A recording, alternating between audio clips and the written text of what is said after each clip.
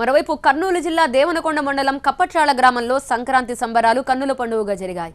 జిల్లా ఎస్పీ రవికృష్ణ దత్తత గ్రామంలో జరిగిన ఈ వేడుకలకు కోరమండల్ గ్రూప్ సహకారం అందించింది. మహిళలు హారతిచ్చి సంక్రాంతికి ఆహ్వానం పలికారు. స్కూటర్ ర్యాలీ, ఎడ్ల బండ్ల పోటీ, కబడ్డీతో పాటు ముగ్గుల పోటీలు నిర్వహించారు. విజేతలకు కోరమండల్ సంస్థ బహుమతులు ప్రదానం చేసింది.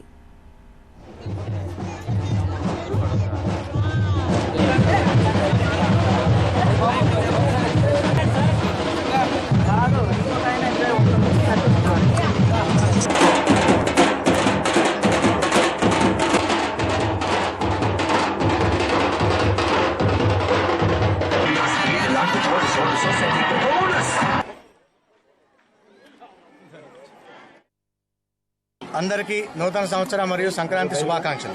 సంక్రాంతి పండుగ అనగానే మనకు ముందుగా గుర్తొచ్చేది పల్లెలు.